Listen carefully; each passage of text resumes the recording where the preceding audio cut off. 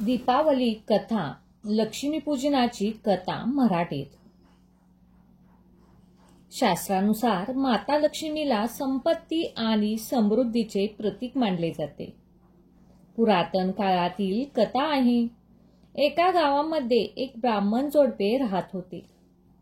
ते आपल्या घरामध्ये माता लक्ष्मी आणि गणपती यांची पूजा करत असे. ब्राह्मण दररोज त्याची पूजा अर्चा करत असे. त्याची पत्नी स्वयंपाक केल्यानंतर ती त्या देवाला नैवेद्य दाखवत असे. हे वर्षानुवर्ष चालू होते. पण जसे जसे त्यांचे वय होत गेले तसतसे त्यांच्यामध्ये लहान लहान गोष्टीवरून भांडणतंटे होऊ लागले. ती ब्राह्मण पत्नी भोजन बनवत असे, पण नैवेद्य मात्र त्या ब्राह्मणाला दाखवायला सांगत असे.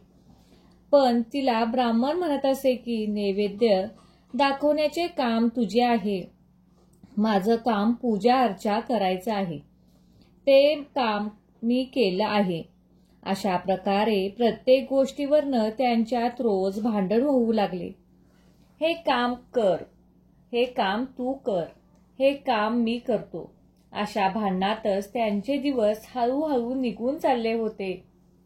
असेच एके दिवशी कार्तिक महिना चालू होता आणि तो दिवाळीचा सण होता. ब्राह्मणाच्या पत्नीने जेवण बनवले. ती ब्राह्मणाला म्हणाली की तुम्ही नैवेद्य दाखवा. तेव्हा ब्राह्मण म्हणाला, तू दाखव. नैवेद्य दाखवायला या गोष्टीवरून पुन्हा दोघांमध्ये मोठमोठ्याने भांडण सुरू झाले. दिवाळीचा दिवस असूनही दोघे जण भांडू लागले. तेव्हा घरच्या गणपती माता लक्ष्मी म्हणाली, माते, हे दोघे जण रोज नैवेद्य दाखवण्यावरून भांडण करत असतात. आता आपण इथून निघून दुसऱ्या घरी जाऊया. असे म्हणून माता लक्ष्मी आणि गणपती तिथून निघून गेले. तिथून निघाल्यावरती काही अंतरावरती त्यांना एक घर दिसले आणि ते त्या घरात प्रवेश करतात. तिथे गेल्यावर ते पाहतात की तिथे देखील दोन्ही जावाजावांमध्ये भांडण सुरू आहे. घराचे अंगण अगदी खराब आहे. खरकाटे, भांडी-कुंडे इकडे तिकडे पसरलेली आहेत. सर्वत्र दुर्गंध सुटला होता आणि माशा देखील सर्वत्र येत होत्या. तेव्हा माता लक्ष्मी गणपतीला म्हणाल्या की आपण इथे थांबू शकत नाही, आपण दुसरे एखादे घर शोधूया. लगेच ते त्या घरातून निघाले आणि थोड्या अंतरावर असलेल्या दुसऱ्या एका घरात गेले. तिथे गेल्यावरती त्यांनी पाहिले की सासू आणि सुनेत भांडण सुरू आहे. तिथे देखील सर्वत्र पसारा पडलेला आहे. कोणीतरी भोजनाची काहीतरी व्यवस्था नाही. त्यानंतर ते तिसऱ्या घरी गेले. तेव्हा तिथे देखील नणंद व भाऊजाईमध्ये भांडण सुरू होते. तिथून ते पुढच्या घरी गेले तर भावाभावांमध्ये भांडण सुरू होते. अशा प्रकारे जितक्या घरांमध्ये गेले तिथे प्रत्येक घरामध्ये कुठे ना कुठे काही ना काही भांडण सुरूच होते आणि सर्वत्र पसारा पडलेला होता. तेव्हा माता लक्ष्मी गणेशाला म्हणाली, पुत्रा, कुठेही आपल्या भोजनाची व्यवस्था दिसत नाही. तेव्हा आपण त्या ब्राह्मण दाम्पत्याच्या घरी जाऊया. असे म्हणत ते दोघे जण पुन्हा ब्राह्मणाच्या घरच्या दिशेने जाण्यास निघाले. ते जेव्हा ब्राह्मणाच्या दरवाजावर पोचले तेव्हा त्यांच्या घरातून पंचपक्वानाचा सुगंध येत होता. गणपतीने दरवाजा वाजवला तेव्हा आतून ब्राह्मणाच्या बायकोला आवाज दिला, कोण आहे? तेव्हा गणपतीने तिला सांगितले की दार उघडा, आम्ही आहोत. तेव्हा ब्राह्मणाची पत्नी म्हणाली, मी दरवाजा उघडणार नाही. तुम्ही अगोदर निघून गेलात आणि आता का आलात? तिचे असे बोलणे ऐकून गणपती म्हणाले, माते, आता दार उघडा, तुम्ही यापुढे कुठेही जाणार नाही. तेव्हा ती वृद्ध म्हणाली की मी हे कसं मान्य करू की तुम्ही पुन्हा इथे जाणार नाहीत? अगोदर तुम्ही मला वचन द्या, तरच मी दरवाजा उघडेल. तेव्हा माता लक्ष्मी त्या ब्राह्मण पत्नीस म्हणाली, बोल, तुला काय हवंय? तेव्हा ब्राह्मणीन म्हणाली, अन्न दे, धन दे. आम्ही दोघे म्हातारा म्हातारी पुन्हा तरुण होऊन देत. तेव्हा माता लक्ष्मी म्हणाली, तथास्तु. लगेच ब्राह्मणाच्या पत्नीने दरवाजा उघडला. तेव्हा माता लक्ष्मी आणि गणपती ब्राह्मण पत्नीला म्हणाले, आता आज तर तू आमच्या मनाप्रमाणे करशील, पण लक्षात ठेव, तुला जे जे मिळाले आहे त्याचे जतन करण्यासाठी तू नेहमी दिवाळीच्या दिवशी रात्री आपल्या अंगणात चौमुखी दीप नेहमी तेवत ठेव. असं केल्यामुळे तुझ्या 7 पिढ्यांपर्यंत मी तुझ्या घरांमध्ये विराजमान राहणार आहे. असं म्हणून गणपती आणि माता लक्ष्मी त्या ब्राह्मणाच्या घरी विराजमान झाले. जसे त्या वृद्ध दाम्पत्यावरती माता लक्ष्मी आणि गणपतीची कृपा केली, तशी ती तुम्हा आम्हावर कायम करू, या सदैच्छा.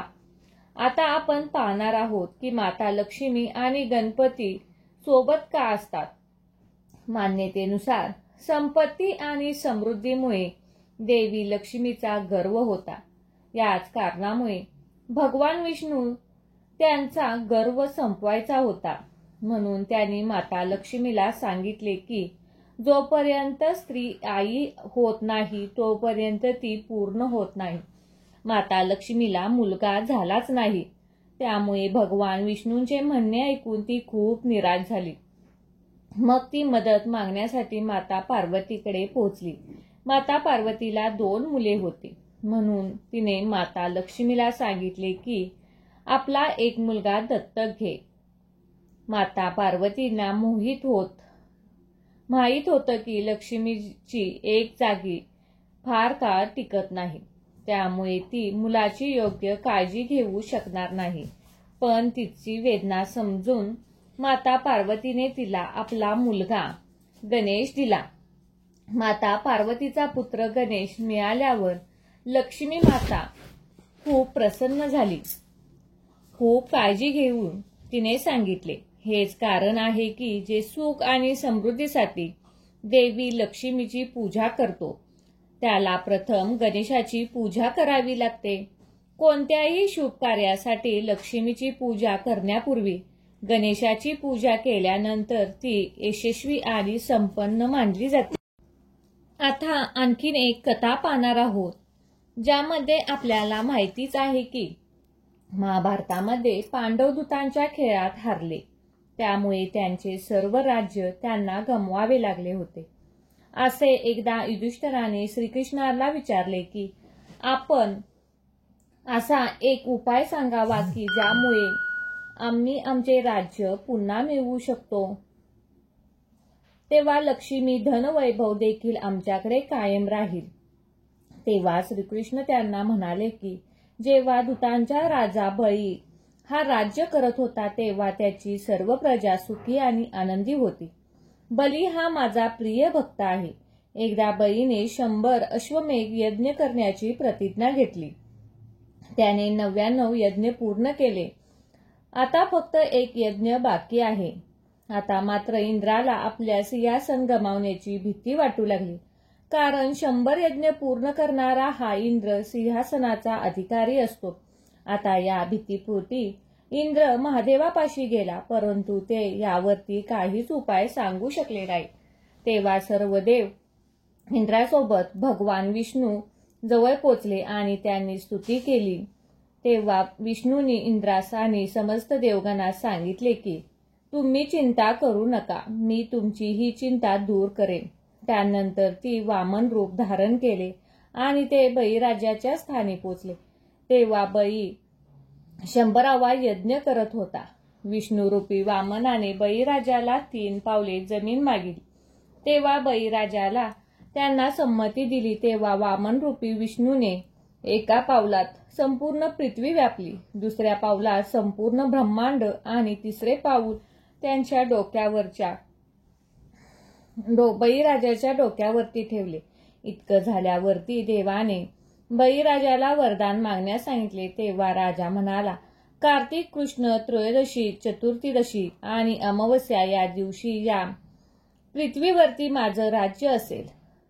या दिवसामध्ये लोक दीपदान, दीपोत्सव असे उत्सव साजरे करतील. जे दिवाळीची कथा ऐकतील त्याचबरोबर जी माता लक्ष्मी नेहमी आपली कृपा ठेवेल. तेव्हा विष्णू म्हणाले, तथास्तु.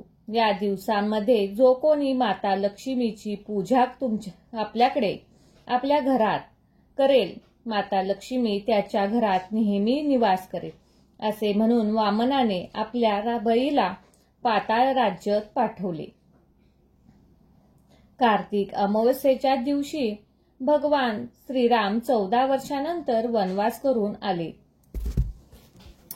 आणि लंकापती रावणाचा नाश करून अयोध्यात आले. या दिवशी भगवान राम यांच्या अयोध्यात आगमनाच्या आनंदाने लोकांनी दिवे लावून उत्सव साजरा केला. तेव्हापासून दिवाळीला सुरुवात झाली.